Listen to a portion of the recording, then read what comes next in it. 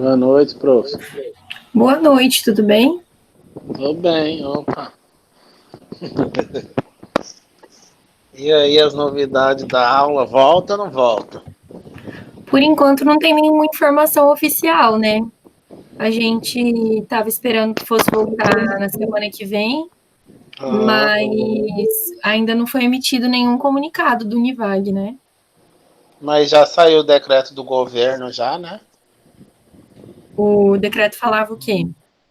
Eu vi a líder falando aqui, a líder lá do sétimo semestre falando que diz que não vai voltar, não. É, Oi, pessoal. oi, Thaís, tudo bem? Boa Oi, noite. boa noite. Eu meio que peguei o bonde andando, mas Ah, Ah, hein, teve uma reunião agorinha com a Aline, coordenadora de enfermagem, só que eu ah, tava trabalhando e na reunião ao mesmo tempo. Aí aham, tava eu e Cleito participando. Daí algumas informações que eu extraí lá é que é o seguinte: na semana que vem realmente não vai voltar, só que assim, as matérias que eram práticas vai ter. O professor vai dar, tipo assim, ele vai fazer uma aula online, ele vai ir lá no laboratório de prática e ele vai gravar uma aula prática pra gente assistir junto, entendeu? Tipo assim, uma bosta. Enfim, aí nossa. quem não entendi. tem acesso, eu não sei ainda como vai funcionar, mas eu acho que daí vai do professor, né? Querer gravar para quem não tem acesso, não pode acessar no dia, poder assistir depois. Ou seja, segunda e quarta nós não estávamos tendo aula, porque é fundamentos. Aí Uhum, é prática, né? Então, a partir de semana que vem vai começar a ter aula segunda e quarta. Aí quando. E não vai ter prova EAD, não vai ter bimestral EAD. Quando as aulas voltarem, aí os professores vão extrair os conteúdos da prova e aplicar a prova em cima do que eles, né, recapitular. entendi. Mas isso já está definido, essa reunião foi com os Isso, líderes. isso. Entendi. A É partir da porque semana que não. vem. Era para voltar, né? Mas não vai voltar. Aí Uhum. quem tem prática, fundamentos, anatomia aplicada, essas matérias aí que tem prática, né? Vai ter que. O professor vai lá no laboratório e gravar uma prática para a gente assistir. Foi o que eu entendi. Mas depois Uhum, eu vou ver se eu tiro melhor as dúvidas com a Aline, porque na hora eu não consegui, eu estava trabalhando. entendi. E foi É, o que o Cleiton falou também. na reunião que eu tive na semana passada, se falou alguma coisa assim, mas eu não tinha entendido que se não voltassem as aulas já ia ser assim. Eu achei que tava assim, se voltar vai ter, se não voltar não vai ter. Mas eu não dou Aham. aula de prática, então eu não anotei nada sobre isso. Então, eu não, nem na psicologia, nem na enfermagem, né? Mas Então, a professora, acho que ela vai explicar melhor, a professora de fundamentos. A gente tem um grupo de fundamentos, aí eu acredito que ela vai, né? isso, isso. Mas aí a aula presencial é que o Eduardo tinha perguntado sobre se as aulas iam voltar, né? Aí eu falei para ele, Aham. a aula presencial, por enquanto, não tem Uhum. nenhum comunicado oficial do Univag, né? Tinha saído Uhum. a semana que vem, mas não tinha nenhuma informação oficial. Então, já que teve o decreto do governo, do governo, Governador. É. então, Uhum. se teve esse decreto realmente, porque eu não acompanhei as notícias hoje. Estava ocupada preparando aula, fazendo outras coisas, acabei não acompanhando as notícias. Mas se teve esse decreto, então realmente não vai voltar, porque não tem como passar por cima dele, né? Mais complicado. Então, vamos mais um tempinho por aqui ainda. Pois é, vamos lá. Eu Não, tô. Eu acho que, pode falar. infelizmente, eu acho que muita gente, pelo menos da minha sala, assim, vai desistir, porque tem muita gente pensando já em desistir. Hum, O pessoal que não tem internet, né? uhum, Eles reclamam bastante do valor da mensalidade, né? Que tá alto, só que a portaria do Procon não vai abaixar o valor porque as aulas estão sendo dadas normalmente. O problema é aham. para quem está pagando sem ter o acesso à internet, né? Aí tem Quem o não tem. governo deu um desconto de 5% que é inferior ao desconto que a própria universidade dá no Minha Bolsa Uhum, Brasil. Então, não compensa aderir esse desconto do governo. Vai sair entendi. mais caro, no caso. E eu acho que vai Quem ter gente não que vai tem acesso à desistir. internet fica muito complicado de acompanhar, né? Por mais que a gente tente atender vocês por WhatsApp, como tem sido feito, né? A gente tem tentado estar disponível para todo mundo que procura, pelo menos é isso que eu tenho visto os professores fazendo, né? Todo mundo que Uhum. procura, a gente atende, seja por WhatsApp, Sim. por ligação, do jeito que for. Mas ainda assim é mais complicado, porque talvez a pessoa não consegue assistir o vídeo inteiro, né? Mais difícil. A Aline falou que, assim, tudo bem, tem pessoas que realmente não conseguem participar da aula. Agora tem pessoas que, tipo, já tá nessa situação, então na hora que voltar vão vendo que vai dar. Não vou acompanhar, não vou fazer Uhum, nada. Eu tenho certeza que aham, tem gente assim também. Tem os que realmente não têm acesso e tem os que eu acho que faz corpo mole. E daí, ela falou assim, olha, gente, uma coisa que a gente não pode deixar para trás são as atividades. Não é possível que, tudo bem, tem gente que não tem internet em casa, mas, cara, se esforça um pouquinho, vai atrás de ir em algum lugar, pelo menos baixar o conteúdo, as atividades, as IAs que estão sendo passadas, uhum, tem que ser entregues. Isso não vai ter outra coisa para substituir. Vai um pouco aham. da pessoa também se mexer, É, entendeu? na aula presencial tem alunos que se dedicam mais e tem alunos que se dedicam menos, né? Então, às vezes Uhum. é característica de cada um mesmo, né? De Sim, se adaptar a esse momento. Que, assim, tá sendo difícil para todo mundo, por isso que a gente tá abrindo possibilidades, né? Todo mundo tá se sim. Os adaptando. professores estão sendo muito bacanas. E isso não é responsabilidade de vocês, então vocês não poderiam sofrer com isso, mas também não é responsabilidade nossa ou da instituição, né? É uma coisa que o mundo inteiro está vivendo, então não tem como a gente tem que ser um pouco maleáveis nesse sentido, né? Ser flexível, falar, não, vou tentar me adaptar, vou tentar fazer aqui, porque é passageiro e é uma coisa que ninguém tem controle sobre, então por hora é isso que a gente tem, né? Então, é isso. Eu ia falar que na aula passada, eu acho que eu parei, eu contei um pouco da história da loucura e falei dos hospitais psiquiátricos, dos manicômios, de como que funcionava, né? Isso eu falei. Sim. Tá, só para confirmar. Na aula de hoje, então, eu vou começar falando sobre como que a psicologia vê a loucura. A gente contou um pouco, de uma forma breve, qual foi a história da loucura, né? A psicologia entende a doença mental como os sintomas, eles seriam um sinal de que o mundo interno das pessoas, né, que o psicológico da pessoa está desorganizado ou não está bem de alguma forma, né? Então, esses sintomas é, por exemplo, a indisposição que uma pessoa com depressão tem, a alucinação que uma pessoa com esquizofrenia tem, seria um sintoma dessa desorganização, seria um sintoma de uma perturbação psíquica, vamos dizer assim. É um desvio do comportamento que é considerado padrão, né? Então, a visão da psicologia é mais ou menos essa. Deixa eu ver, que eu acho que um pouco antes disso tem a visão da psiquiatria. Eu não lembro se ela está antes ou depois disso. Deixa eu ver. Eu acho que tá um pouquinho antes. Eu acho que eu acabei pulando a psiquiatria, mas essa inversão da ordem não vai prejudicar a compreensão de vocês. É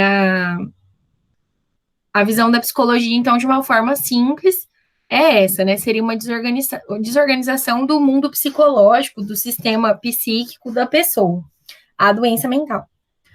Para a psiquiatria, o transtorno mental é uma doença orgânica, né? Entende-se que o transtorno mental, a doença mental, é então uma doença cerebral, é um fator, um problema na estrutura do cérebro, um problema de falta de produção de neurotransmissores, alguma coisa, um distúrbio fisiológico, né? A psiquiatria vê dessa forma.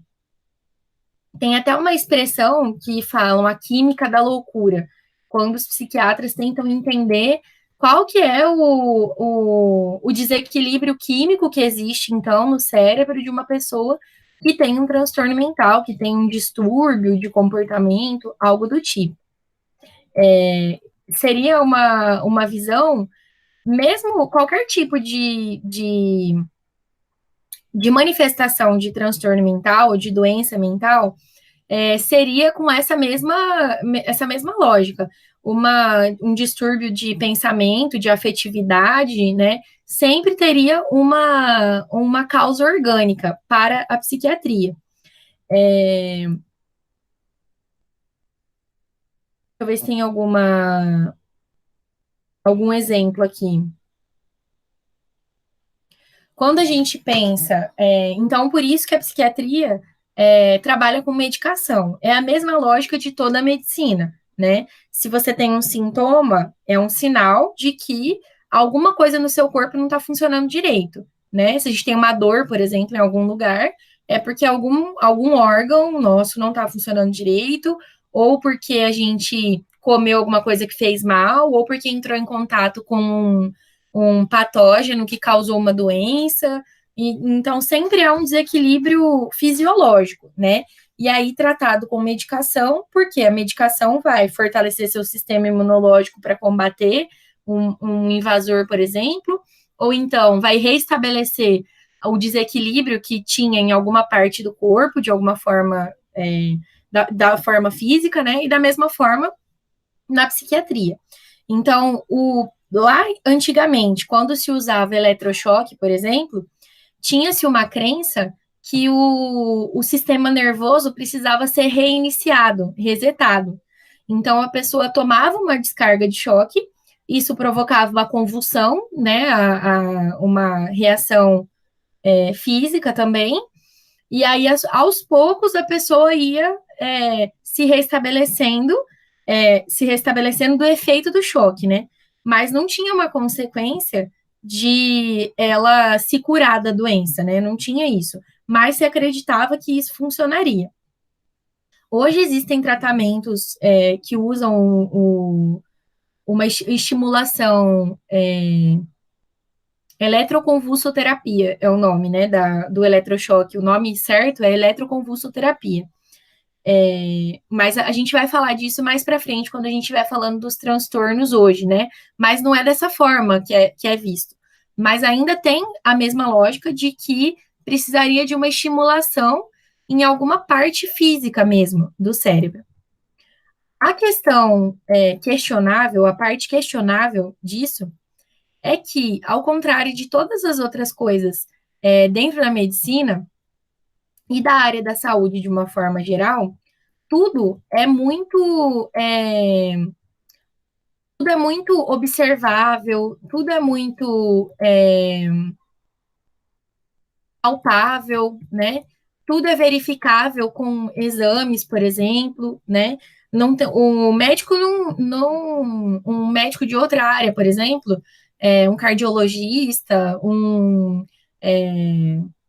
sei lá, um ginecologista, um oftalmologista também, ele não faz intervenções sem verificar de fato qual que é o problema, né? Então, se você vai num médico com uma queixa, ele te passa um exame de sangue, um exame de imagem, de alguma forma ele consegue verificar a causa, né? De alguma forma ele tem certeza do que está acontecendo, né? Ele tem um desequilíbrio aqui que foi verificado pela taxa, sei lá, de glicose no sangue. Isso é uma coisa verificável. Em qualquer exame de sangue que você fizer e for pedido para analisar isso, vai chegar ao mesmo resultado, né? Ou pelo menos é para chegar ao mesmo resultado. E na psiquiatria não funciona assim, porque não tem exame. Nem exame de imagem, nem exame de sangue, não tem nenhum exame laboratorial que diagnostique um transtorno mental. Acho que isso eu já falei para vocês. Então, é com base na avaliação clínica do profissional que é verificada qual que é a necessidade do paciente. Aí eu pergunto para vocês, se a gente não tem nenhum indício de que tem uma falha orgânica, já que a gente não consegue ver essas falhas nos exames que a gente conhece, por que será que se trata isso com remédio? Vocês não precisam ter resposta final para isso, né? Até porque eu também não tenho.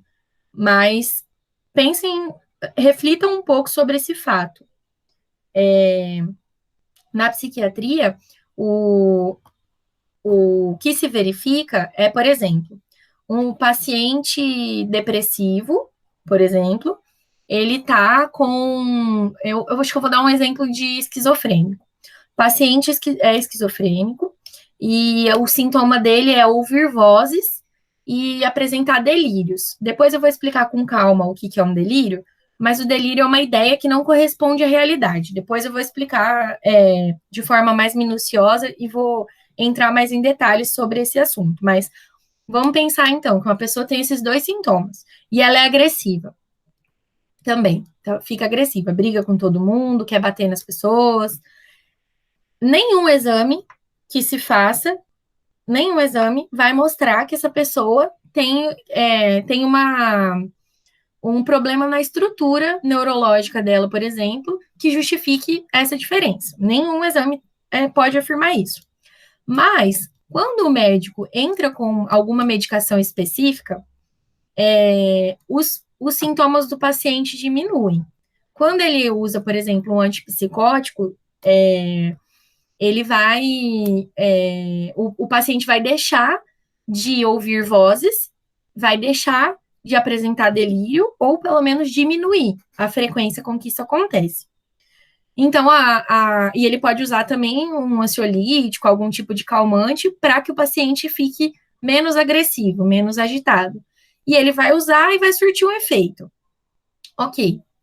Então, com isso, se conclui que uma conclusão possível, né, é que a pessoa estava daquele jeito, ela estava apresentando aquele comportamento inadequado por falta da substância que foi administrada, né? Então, por falta de Aldol, por exemplo, que é o antipsicótico mais famoso, mais usado, né? Mais antigo também. Então, ela estava daquele jeito por falta da substância, né? Mas essa conclusão, ela é uma conclusão um pouco complicada, porque quando eu sinto dor de cabeça, e aí eu tomo dipirona e melhora, a gente diz que eu estou com dor de cabeça por falta de dipirona? Não, a gente não diz, né? O dipirona, você entende que ele tem um mecanismo específico que funciona como analgésico e tudo mais. Enfim, é um outro pensamento. Com as doenças mentais, as coisas não são tratadas dessa forma tão rigorosa como é com as outras áreas médicas. E isso abre porta para muitos questionamentos. Um deles, já que a avaliação é subjetiva, né? Cada médico vai avaliar de uma maneira. Acho que na aula passada eu falei para vocês que às vezes tem pessoas que vão num psiquiatra e recebem um diagnóstico, e daí elas vão em outro psiquiatra depois e recebem outro diagnóstico diferente. Isso é comum de acontecer. Então, com base em avaliações diferentes, porque elas são subjetivas. Então, tanto a psicologia quanto a psiquiatria, para poder dizer que uma pessoa tem uma doença mental, um transtorno mental, ela parte de alguns padrões de normalidade. Então, o que a gente considera que é normal em uma pessoa? O que foge desse normal, então, é o que é doente, certo? Não, como não é baseado em... Supostamente, a psiquiatria é baseada em coisas orgânicas, mas como não tem nenhum marcador biológico, então é por isso que eu digo que é supostamente, porque não tem como afirmar isso. Então, a gente vai pensar no critério de normalidade, né? O que a gente considera como normal?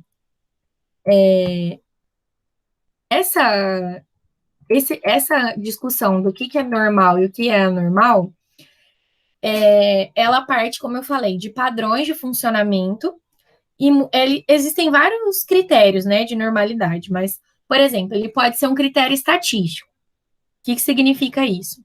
A maioria das pessoas se comporta de determinada maneira.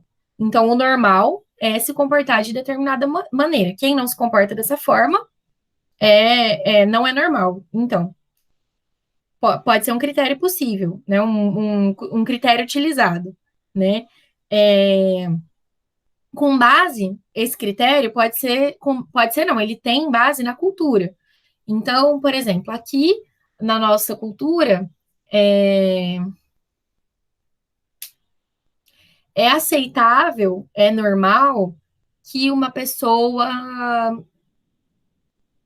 deixa eu pensar, que uma mulher use calça, ou use short, ou use saia, né? Uma variedade de roupas. Existem outras culturas que não é normal usar esse tipo de roupa, certo? Existem outras culturas que não vão considerar normal que a mulher use esse tipo de roupa. Ela só vai poder usar um tipo lá de vestimenta específica, né? Então, um traço da cultura. Quando a gente pensa em saúde mental, na nossa cultura aqui, não é normal falar sozinho. Não é normal uma pessoa que fala sozinha. A maioria das pessoas, a maioria das pessoas não fala sozinha. Então, o normal é não falar sozinho. E aí, o que foge disso, o que não está dentro dessa norma, é considerado doentio, de alguma forma, é considerado patológico. A palavra normal, ela tem a ver com norma, né? Ela vem de norma. Então, o que está dentro da norma é o que está fora, né? O anormal. E, então, como eu falei, a norma é estabelecida culturalmente e por cada sociedade. Consequentemente, o que a gente considera normal é fruto da nossa história de vida, como eu já tinha falado, e é fruto é, da nossa cultura também. Então, ela traz outros exemplos, né? Existem arquivos, ela cita aqui, existem arquivos de um hospital psiquiátrico em São Paulo, que na década de 50, um grupo de mulheres foram consideradas loucas porque elas não queriam preservar a virgindade até o casamento. E lá naquela época, isso era uma coisa muito importante. Então, quem quebrava com essa regra de normalidade foi considerada louca naquele momento, lá na década de 50. E hoje, né, em 2020, apesar de existir um certo conservadorismo, ainda, né, existem pessoas e grupos de pessoas que consideram que é importante isso, mas se alguém não acha importante isso, a gente não acha que a pessoa é louca, a gente só acha que a pessoa pensa diferente, certo? Então, os critérios de normalidade mudam, né, de acordo com a cultura e com a ciência, com a cultura. A ciência também está inserida na cultura.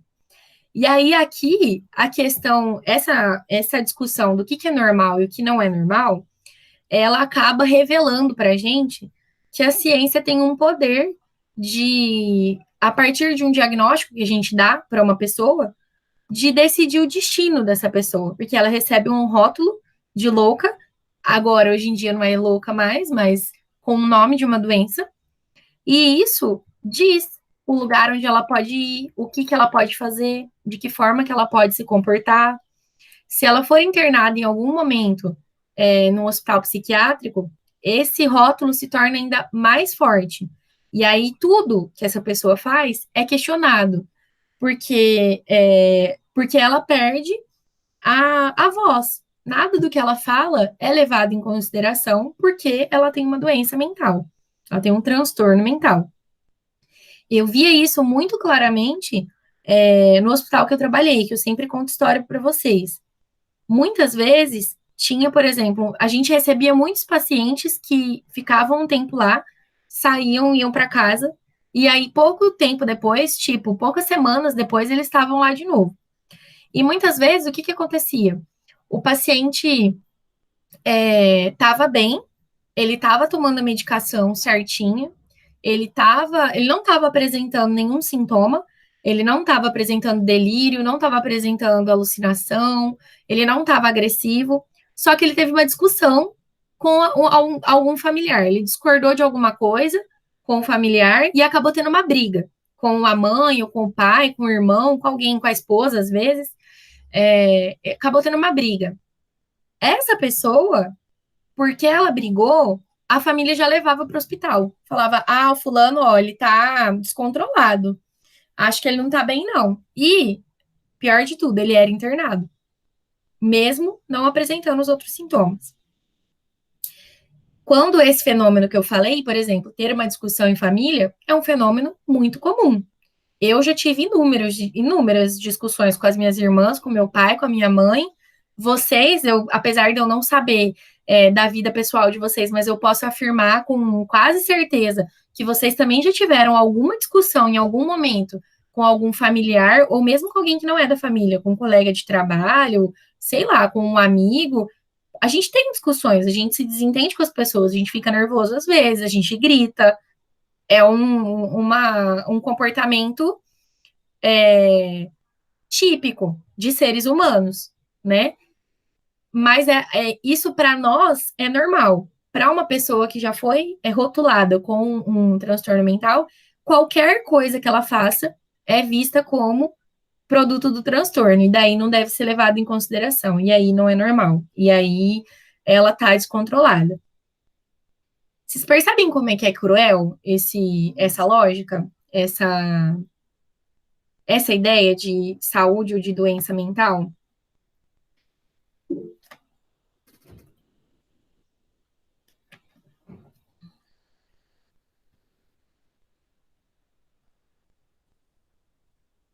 Ela cita aqui um estudo de 1975, né? Não é nada recente, não, mas é significativo para a gente pensar no conceito de normalidade. Eu não sei se ele era um professor ou se era um médico, ele selecionou algumas pessoas com idades diferentes, com, com profissões diferentes. Então, tinha estudantes, tinha dona de casa, tinha pedreiro, tinha estudantes de áreas diferentes também, acho que tinha um engenheiro também, se eu não me engano, mas tinham pessoas de várias profissões. Quando eu achar aqui no texto essa parte da informação, eu falo para vocês. Mas essas pessoas foram instruídas, foi combinado, que elas iriam até um hospital psiquiátrico. E aí, chegando lá, elas fariam a seguinte queixa: elas iam dizer, eu estou ouvindo vozes, estou ouvindo umas vozes. E aí o médico perguntou, mas como que é essas vozes? Todos eles responderam da mesma forma, em hospitais diferentes, tá, gente? Todos eles responderam da mesma forma. É um som meio indistinto, um barulho que eu não consigo definir muito bem o que que é, eu não consigo entender o que que a voz fala, mas é um som, um ruído que me incomoda. E aí todas as pessoas foram internadas e foram diagnosticadas com esquizofrenia. Assim que elas foram admitidas no hospital, elas pararam de relatar que estavam ouvindo vozes. Quando alguém perguntava, elas diziam que não estavam ouvindo mais e passaram a se comportar da mesma maneira, da maneira como elas sempre se comportaram na vida toda, no normal delas, né? E mesmo elas se comportando, elas apresentando um comportamento normal, entre aspas, elas foram mantidas na internação por mais de 30 dias e elas foram medicadas em todos os horários com a medicação para transtorno psiquiátrico, para esquizofrenia. E nada na história de vida delas foi mudada, todo o material da anamnese, tipo, todas aquelas perguntas, com quantos anos você andou, quantos anos você falou, foi parto normal, foi cesárea, quantos filhos tem, se é casado, se não é, tudo isso era real da vida das pessoas. A única parte que era inventada do estudo era o ouvir vozes, que eles não ouviam e eles relataram que ouviam. E ainda assim, eles ficaram internados. Eu não sei se vocês conhecem um livro. Deixa eu ver.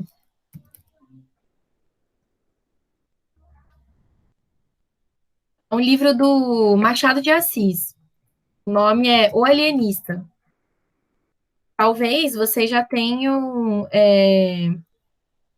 Talvez vocês já tenham lido ele na escola, no ensino médio, às vezes se pede esses livros. Eu não achei nenhum arquivo, eu dei uma olhada rápida aqui no Google, eu não achei nenhum arquivo dele disponível para mandar para vocês, mas depois eu posso procurar.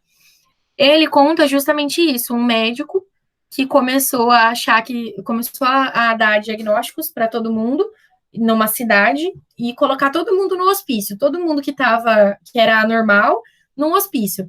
Aí ele percebeu em um dado momento que só tinha sobrado ele fora. A única pessoa que era normal era ele.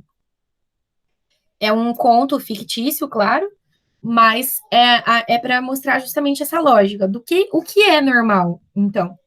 Qual que é o nosso critério de normalidade? O que eu acho normal e o que vocês acham normal? Dentro da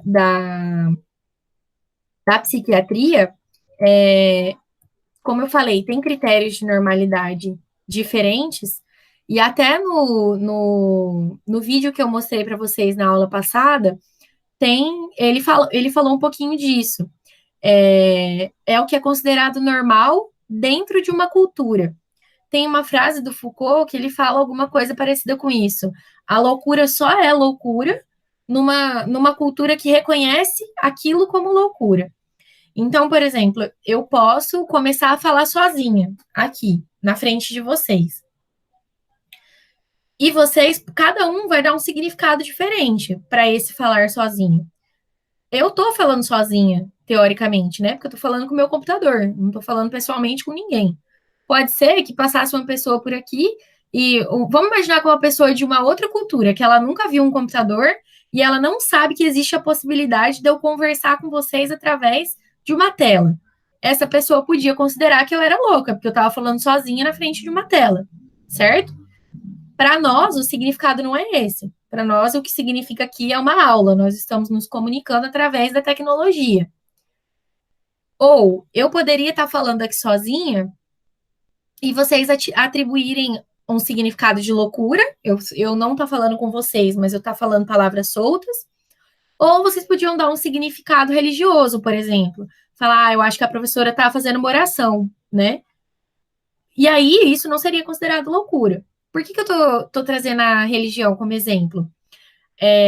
Nas religiões, todas elas, não só no cristianismo, todas elas têm experiências que são consideradas sobrenaturais, mas se elas estivessem fora do contexto religioso, elas poderiam ser consideradas uma experiência de transtorno mental, né?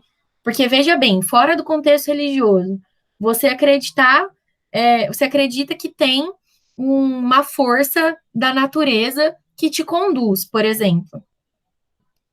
Posso acreditar nisso. Essa é uma crença compartilhada. Outras pessoas também acreditam nisso. Existe um grupo de pessoas que acredita nisso e que reconhece essa crença como válida. Então, isso não é loucura. Mas se eu acreditasse, por exemplo, vocês lembram do Henri Cristo? Ele era deixa eu ver se tem uma imagem aqui para vocês lembrarem. Ele era um cara que se vestia de... Ele achava que ele era Jesus, né? Isso, ele se vestia de Jesus, ele achava que ele era Jesus, e ele dava entrevista na televisão, ele gravava música. Eu vou compartilhar aqui a tela para vocês verem a cara dele, quem não lembrou, tentar lembrar.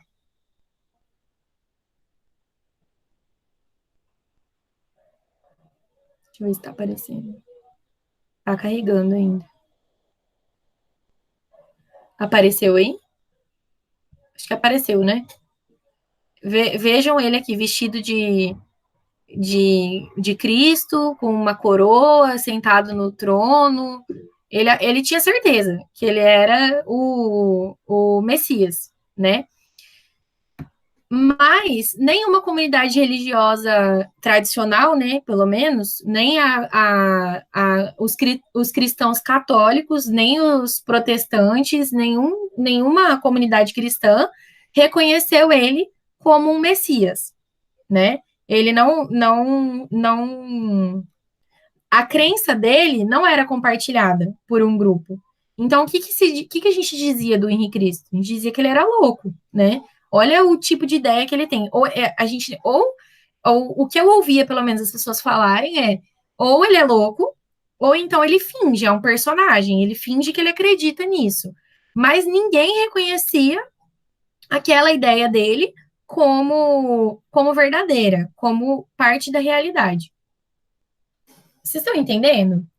Então, como ninguém reconhecia aquilo como realidade, a ideia dele como realidade, aquilo não fazia parte da realidade.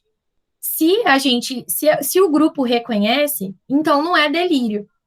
Então é uma crença compartilhada, não é um sintoma, não é loucura. E a gente pode trazer, por exemplo, astrologia. A gente não tem nenhum indício de que a influência dos astros, que o movimento dos astros influencia na nossa personalidade. Não existe nenhum indício comprovado de que isso é real. Então, é uma ideia que está fora da realidade. Só que existe um grupo de pessoas que compartilha dessa crença. Então, já que tem um grupo que reconhece que a nossa cultura dá um significado para essa crença, então isso não é loucura. Isso é uma crença, é um misticismo, né? Por outro lado, os meus pacientes lá do hospital, eu tinha um paciente que ele acreditava que ele era filho do Bin Laden. Ele acreditava muito que ele era filho do Bin Laden. Era uma crença, assim, fortíssima para ele. Passava um avião no céu, ele falava assim: ah lá, meu pai tá indo embora. Falava sério, assim, não era piada, não, e nem os outros pacientes, que teoricamente também eram loucos, não reconheciam essa crença dele. Eles riam dele, falavam: nossa, ele acha que é filho do Bin Laden, alguém conta para ele, sabe assim? Então, aí a ideia dele não fazia parte da realidade, não era reconhecida pela cultura, a ideia dele.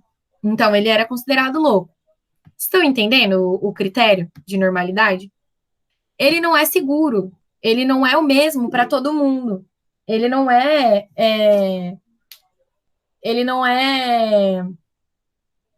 um critério objetivo, né?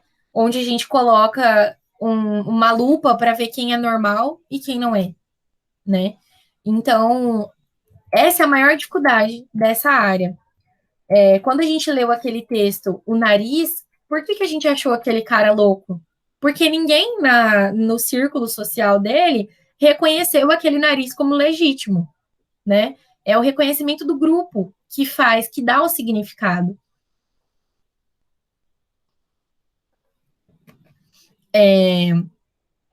Então, a ciência tem esse poder de dizer o destino da pessoa nesse sentido, né? Com esse rótulo. E as implicações disso, a gente pode pensar, por exemplo, em fins políticos, em fins judiciários, né? Quando aparece uma pessoa e ela alega insanidade mental, uma pessoa comete um crime e alega insanidade mental.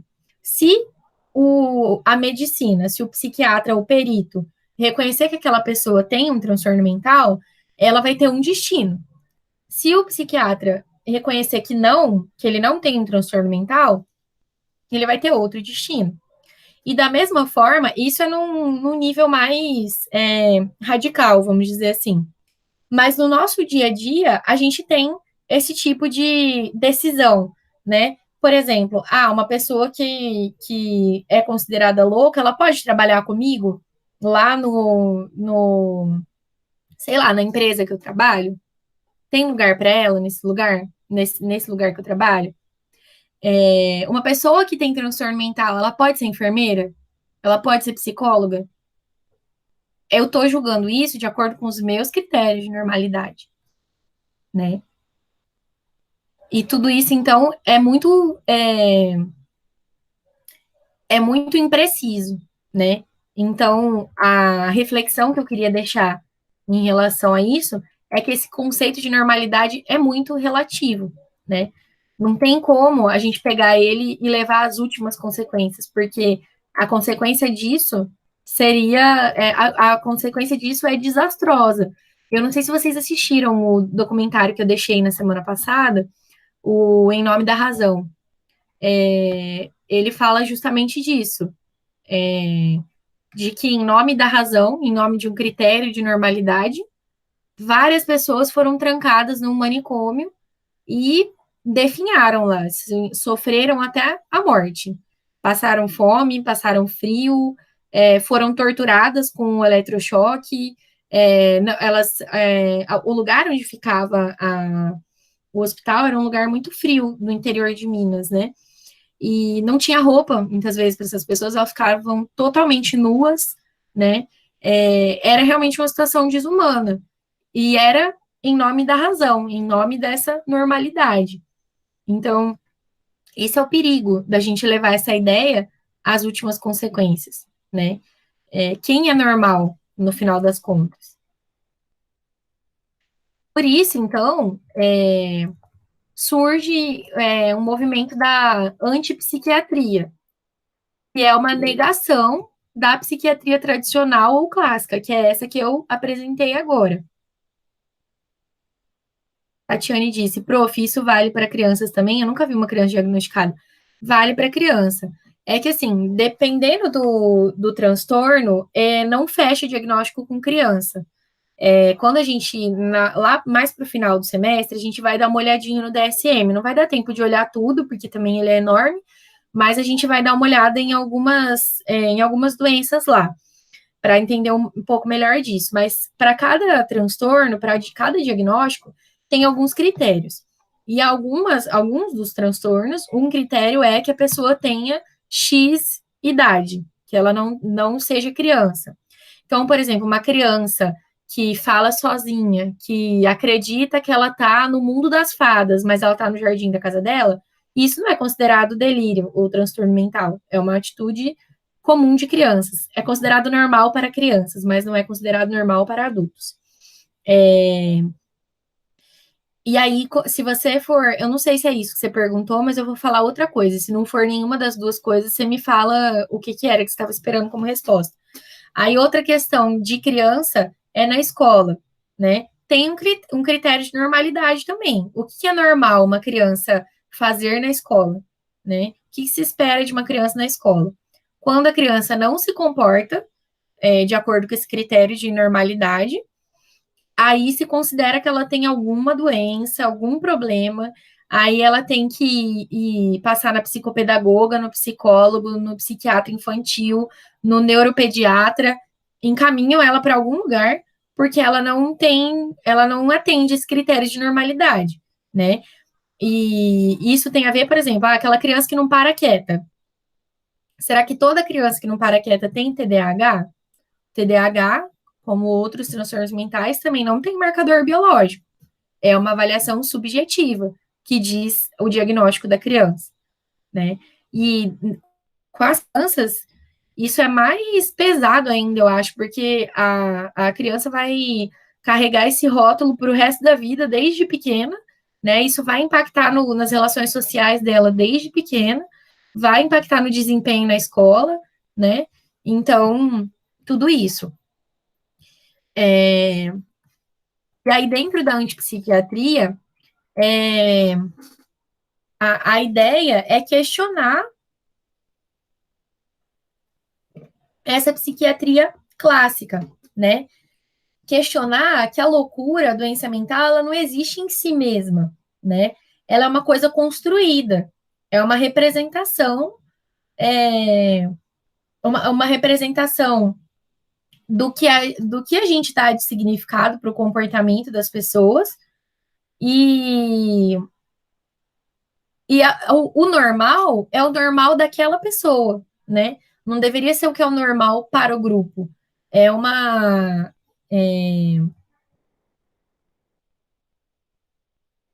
É uma visão mais crítica da psiquiatria, do que a psiquiatria clássica, tradicional, né? Conta uma. Vocês podem estar pensando assim, nossa, mas tem gente que faz coisas absurdas, né? Por exemplo, que sai sem roupa na rua, né? Eu moro no Cochipó. E aí, quando eu ia para a escola de manhã, todo dia eu passava na Fernando Correia, na frente daquele bairro Copema, Jardim Gramado, que é onde fica o Adalto Botelho, que é o hospital psiquiátrico aqui de Cuiabá. É um CAPS, né? Mas ele funciona com internação. E aí, eu passei lá uma vez na Fernando Correia, não na frente do hospital, e aí eu vi uma mulher atravessando no meio dos carros, aquele trânsito, assim, de 7 horas da manhã, se arriscando a ser atropelada, né? E ela atravessando ali só de calcinha. Só de calcinha. sem se preocupar com nada dos carros. Parecia que ela estava numa outra realidade. Aí pode ser que vocês vão falar assim: nossa, professora, mas nem isso, será que não é anormal? É anormal de acordo com o nosso critério. E essa pessoa, provavelmente, as primeiras anormalidades que ela apresentou, elas eram mais sutis, elas eram mais discretas. Ela não começou os sintomas dela se colocando em risco dessa forma. Provavelmente, a história dela não começou do nada.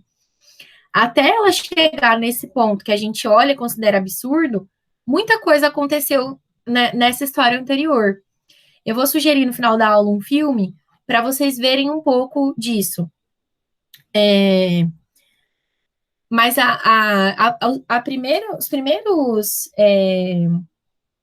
os primeiros sinais talvez fossem mais discretos. E aí, conforme essa pessoa foi rejeitada, teve que se encaixar de alguma forma, foi colocada, por exemplo, numa internação. Vocês lembram que na aula passada eu falei também assim, lá antigamente, lá no século 17, 18, não sei, a pessoa era colocada num lugar só com outras pessoas consideradas anormais, loucas também. Se a gente considera que a pessoa aprende por observação, aprende com o grupo também, o que vai acontecer com essa pessoa se ela só tiver contato com pessoas que também não se encaixam na sociedade? Além disso, o ambiente, as experiências que essa pessoa passa ali naquele lugar, muitas vezes o abandono da família, muitas vezes o ambiente pobre, que eu falei para vocês na aula passada, né? Sem estímulos mesmo. Tudo isso tem consequência e ajuda a tornar esses sintomas que a gente vai chamar depois de anormal, vai dizer que é um absurdo, tudo isso ajuda a tornar as coisas mais complexas, né? A situação, o sintoma dessa pessoa é mais complexo. Ela aprende, como um processo mesmo, a ser desse jeito, como ela é. Nesse movimento da antipsiquiatria, teve um teórico muito importante, ele é italiano, o nome dele é Franco Basaglia, e tem uma citaçãozinha dele no texto, eu vou compartilhar a tela para vocês poderem ver e lerem comigo.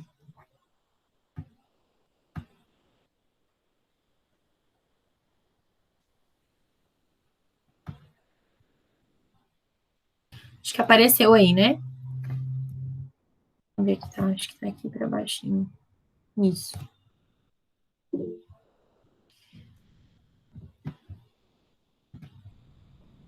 Então, a citação dele é essa daqui. Eu penso que a loucura, como todas as doenças, são expressões das contradições do nosso corpo. E dizendo corpo, eu digo corpo orgânico e social. É nesse sentido que direi que a doença, sendo uma contradição que se verifica no ambiente social, não é um produto apenas da sociedade, mas uma interação dos níveis nos quais nos compomos, o biológico, o sociológico e o psicológico. Então, ele também acreditava que o ser humano é composto por esses três níveis, né? O biológico, o sociológico, que a gente pode considerar a cultura, as questões mais sociais, e o psicológico, que é a nossa história de vida, né? Que é construída a nossa personalidade, nossa subjetividade, construída pela nossa história de vida. Então, esses sintomas, né? Eles podem ser, e acredita-se que são, reflexo da interação entre essas coisas, né? Vão ter autores, por exemplo, que tem um psiquiatra. Eu vou dar uma olhada no meu material aqui daqui a pouco para falar o nome dele certinho para vocês, mas tem um psiquiatra que antigo também, né, que trata da história da loucura, que ele compara a esquizofrenia, por exemplo, com o comportamento que se espera de uma pessoa dentro do nosso sistema de organização socioeconômica. Então, deixa eu ver se eu encontro aqui, que daí eu falo até mais certinho para vocês a citação. Eu não pensei em trazer ele antes, porque não sei, nem tinha pensado nele antes, mas eu agora falando disso, eu lembrei dessa ideia dele.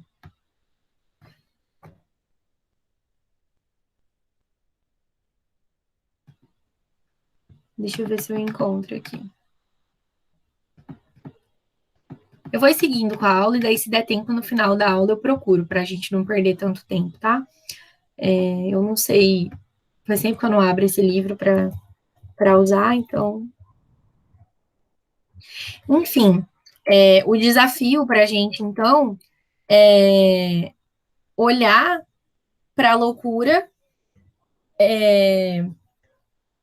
ver diferente, né? Sem se esquivar disso. Sem pensar que o louco é monstro, ou que não é humano, ou que é uma coisa que é uma pessoa muito diferente de nós. A minha história de vida me fez ser quem eu sou.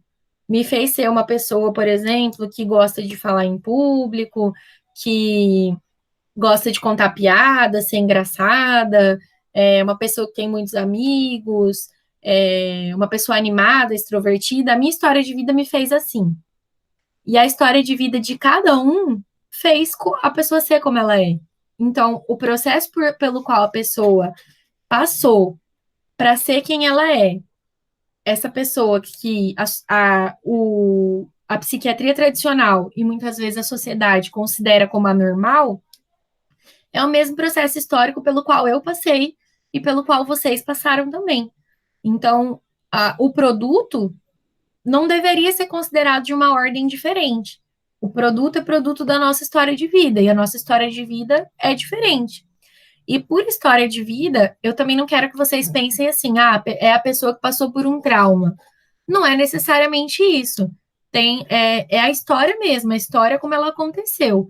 Tem pessoas que têm transtorno mental e tiveram uma história de vida sofrida, e tem pessoas que vão ter uma história de vida não muito diferente da minha, que tem sofrimento, tem alegria, tem coisa boa, tem coisa ruim. É uma história de vida típica. Não precisa ser aquela pessoa que passou fome, que sofreu abuso físico ou abuso sexual. Não precisa ser uma história muito diferente da maioria das pessoas, né? Não se sabe exatamente o porquê uma pessoa desenvolve um transtorno mental.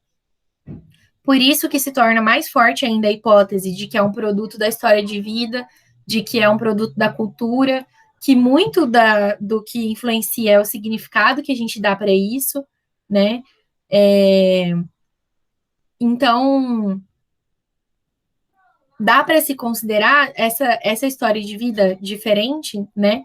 Dá para se considerar que é produto da nossa vivência mesmo, do nosso grupo que a gente pertence, da família, da escola, do trabalho, da cultura, da religião, sei lá, do trânsito, da música, de qualquer coisa que faz parte da nossa história, né? Então,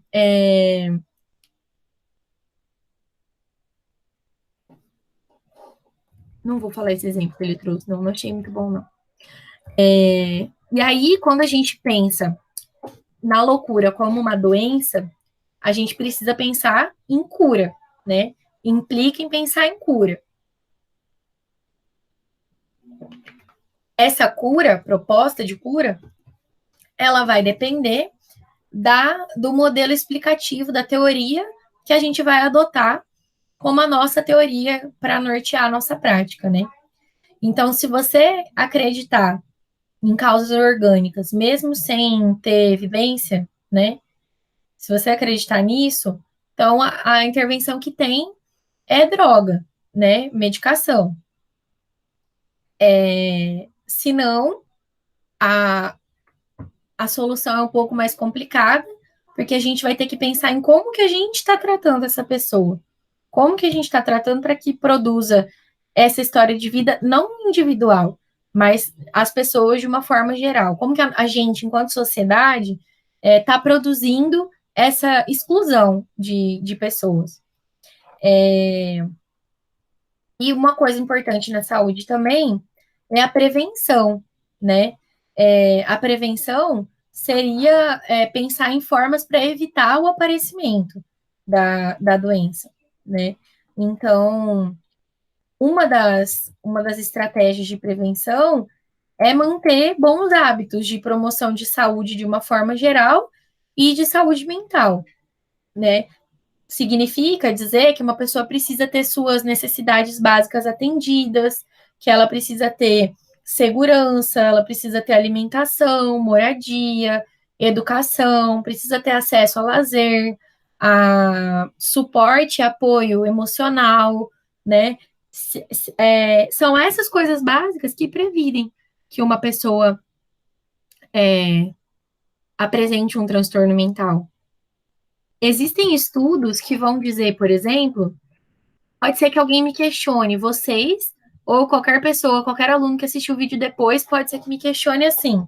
Ah, professora, mas lá no DSM diz que tem, por exemplo, uma pessoa tem transtorno bipolar, tem X%, sei lá, vou chutar uma porcentagem fictícia, tá? Diz que tem 30% de chance dos filhos dessa pessoa também terem. Tudo bem, tem mesmo. Só que como a gente não tem um gene para dizer que esse gene causa o transtorno bipolar, como é que a gente vai saber se é uma questão genética ou se é uma questão do ambiente? Vocês imaginam? Pode ser que essa seja a história de vocês ou de alguém que vocês conhecem.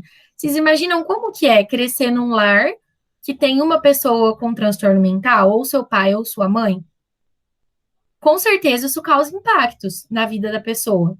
Com certeza isso demanda responsabilidades dessa pessoa que não são as mesmas que são demandadas das pessoas de uma forma geral. Então, isso pode. Quem me garante que essa alteração de comportamento que a pessoa vai apresentar, que o filho vai apresentar, é fruto da genética e não do ambiente que ela viveu? Lembra lá quando a gente viu o que é natural e o que é aprendido? Há umas 4 aulas atrás, eu acho. Quem me garante que isso é genético e não é aprendido nesse sentido da convivência? Lógico que ninguém quer ensinar o seu filho a ter transtorno mental, não é isso que eu estou dizendo. Mas o ambiente onde essa pessoa vive vai influenciar quem ela é. E por que isso não influenciaria? Se a gente considera, por exemplo, que tem um pai violento, um pai que é um agressor, influencia na pessoa que a gente vai ser, por que considerar que tem um pai que tem transtorno mental não vai influenciar, né? E a violência, por exemplo, não tem relação genética, certo? Então, essa influência, da mesma forma como a agressão, ela pode ter uma influência sobre você que vai te transformar numa pessoa que também é um agressor, ou pode ter uma influência outra, qualquer, que vai te transformar numa pessoa mais fragilizada diante de um agressor. Não tem como dizer qual exatamente vai ser a consequência de você conviver com uma pessoa que é desse ou daquele jeito. As nossas histórias são imprevisíveis, é isso que eu gosto na psicologia. A Tatiane disse, geralmente quando se tem alguém na família, a gente sempre vê algum irmão parecido. Sim, e aí a gente não tem como saber se é uma questão genética. Eu tinha lá no hospital muitos pacientes que temos mania de dizer que são todos doidos. Eu tinha muitos pacientes lá no hospital que tinha, por exemplo, o pai já tinha falecido, aí era a mãe era uma pessoa que não tinha diagnóstico, mas era uma pessoa um pouco difícil de conversar, com uma dificuldade de compreender o que você estava explicando, o que você estava falando, ela não entendia muito bem o sentido daquilo, ela não conseguia ajudar o filho a se reerguer, a melhorar, a única coisa que ela conseguia fazer pelo filho era dar os remédios, porque ela também não sabia muito bem o que fazer com aquele filho daquele jeito. Então, a mãe era assim. Aí o pai era falecido, não conheci. Aí um filho estava internado lá e fazendo tratamento comigo. O outro filho estava internado num outro hospital, numa cidade vizinha, porque como é pela central de regulação, manda a pessoa para o hospital que tem vaga primeiro, né? Para o hospital próximo que tem vaga primeiro. Então, às vezes, saía vaga para um em Londrina e vaga para o outro, sei lá, em Maringá. Então, cada filho estava internado em um lugar. E aí tinha um outro irmão que ele tinha problemas com uso abusivo de droga ou com dependência química. Então, assim, a família toda apresentava dificuldades em se encaixar na sociedade e em cuidar de si mesmo, né? A família tinha dificuldade em um cuidar do outro. Então, como que eu vou poder afirmar onde que isso começou? De onde veio? Quem que ficou ruim primeiro que passou para os outros, vamos dizer assim. Entende? Então, é uma teia muito complexa, e a maioria dessas pessoas que eu atendia lá eram pessoas de baixa renda, que tinham essa dificuldade de entendimento que eu falei. Eu não estou dizendo que era um problema cognitivo da pessoa. Às vezes ela tinha um nível de escolaridade muito baixo e que ela tinha dificuldade de compreender mesmo as palavras que eu usava, né? Isso pode acontecer, e a gente tem que levar isso em consideração quando a gente vai conversar com o paciente. Então, se as necessidades básicas dessa família tivessem supridas, aí eu poderia dizer, então talvez tenha alguma coisa biológica aí, né? Tem casos que são assim, que as necessidades básicas estão supridas, mas aí as necessidades afetivas muitas vezes não estão. Existe um desequilíbrio no ambiente onde a pessoa vive. Então, eu não estou dizendo que não tem causa biológica. Eu estou dizendo que essa causa não foi encontrada e que eu não gosto de supor que exista se não foi encontrada. Para mim, não faz sentido isso. E não sei o que vocês pensam sobre. O que vocês acham?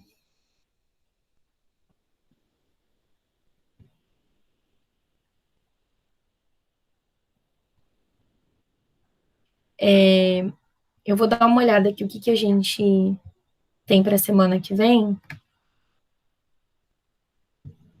Vocês acham que fica muito em cima se a gente fizer um IA semana que vem? Eu vou dar o tempo aqui na aula para vocês fazerem as orientações, pegarem as orientações, para tirar as dúvidas, para eu ajudar vocês a elaborarem. Mas aí na semana que vem, e aí vou dar o prazo também, não é para entregar na semana que vem, só para a gente começar a fazer na semana que vem. Mas para que a gente comece a fazer, eu preciso que vocês assistam um filme. O filme é um filme brasileiro, chama Bicho de Sete Cabeças. Escrevendo aqui no chat, caso vocês não tenham entendido. Eu tenho esse filme no meu Drive, eu vou compartilhar ele com vocês no Ava, e aí vocês me avisam se... Eu vou colocar ele hoje, depois da aula já. E aí vocês me avisam se vocês conseguiram baixar, se teve algum problema, se conseguiram abrir. Como ele não tem legenda, não vai ter o problema que teve no outro filme que eu tentei que a gente passasse. Ele é brasileiro, então tá em português o áudio já, né? Então, se tiver algum problema, vocês me avisam, aí eu tento pensar em alguma outra coisa. Mas, a princípio, eu vou pedir para vocês assistirem o filme, daí na semana que vem eu passo as orientações do que a gente vai fazer. Esse filme é o filme que eu falei, que eu falaria sobre agora no final, porque ele tem uma relação bem forte com essa ideia de o que é normal e o que não é normal, quais são as consequências do rótulo recebido por essa pessoa, como que a vida dele mudou depois que ele passou pela internação, né? Tudo isso. E é um filme antigo, eu não sei se vocês já assistiram, eu acho que ele é tipo de começo dos anos 2000, não lembro que ano exatamente, mas é do começo dos anos 2000, e ele é baseado numa história real. Então, não é ficção, a história dele aconteceu realmente. E é isso. Vocês querem trazer algum comentário sobre o tema, fazer alguma pergunta, alguma dúvida?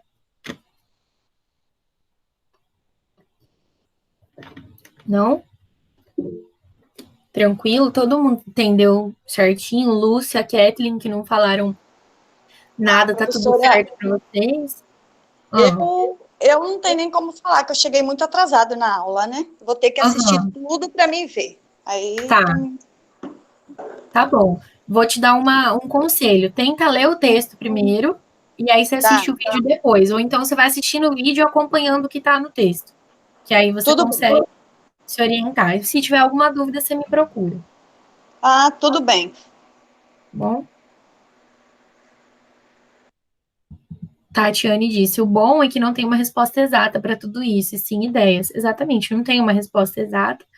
O critério mais razoável de normalidade que a gente tem é se uma pessoa é funcional, se ela funciona. Uma pessoa ser funcional, então a gente pode pensar, tudo bem se ela falar sozinha, tudo bem se ela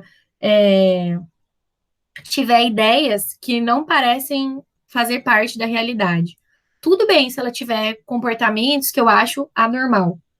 Mas esse critério de funcionalidade me diz o quê? Ela consegue cuidar dela mesma? Ela consegue manter relacionamentos interpessoais de qualidade? Ela consegue manter, por exemplo, ela consegue trabalhar? Ela consegue estudar? Ela tem objetivos, planos na vida e ela consegue manejar essas coisas? O critério, na verdade, ele tem mais que levar em consideração se a pessoa está em sofrimento. Essa que é a resposta exata, né? No fim das contas. Porque considerar, por exemplo, que é um problema de como a sociedade olha para a pessoa, ok. Mas essa mulher, por exemplo, que eu falei, que ela estava atravessando a Fernando Correia no meio dos carros, com risco de ser atropelada e nua, ela estava se colocando em risco, né? E eu não posso simplesmente olhar para esse fenômeno e falar assim, isso aí é a sociedade que acha normal. O problema dela se ela quer fazer isso. É a normalidade dela. Sim, é a normalidade dela. Ela não merece ser trancada num porão por causa disso. Ela não merece ser tratada como um monstro por causa disso. Isso não. Mas ela claramente precisa de ajuda. Ela precisa de alguém para ajudar ela a pensar em como que ela vai se cuidar. Ela não pode se colocar em risco dessa forma. Ela poderia morrer atropelada, né? Então, eu acho que o critério de normalidade que é justo é se a pessoa está em sofrimento e se ela é funcional, se ela consegue cuidar dela mesma. Nesse sentido que eu falei, de fazer as atividades dela, de ter os momentos dela, né? Ser autônoma, independente de outras pessoas. Faz sentido esse critério para vocês? Eu acho que esse critério é um critério bem razoável, assim. Pensar no sofrimento da pessoa. Então, Tatiane disse, prof, uma pessoa que idealiza uma vida que não tem e vive e acredita nisso como profissional, é classificada como louca? Depende, né? Pode ser que ela seja classificada como louca, mas essa característica de, tipo, ter uma vida idealizada, uma vida que ela não tem, muitas vezes, ela é uma loucura produzida pela mídia, né?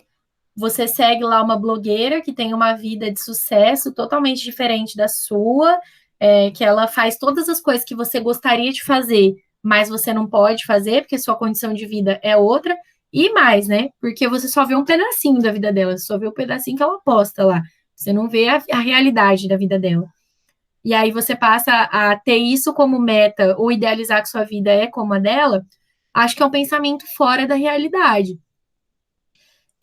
Mas esse pensamento fora da realidade, ele é produzido pelo nosso próprio sistema, pela nossa mídia, pela forma como a nossa sociedade valoriza algumas coisas e outras não, tipo, valoriza aquele estilo de vida dessa blogueira e não o meu, né?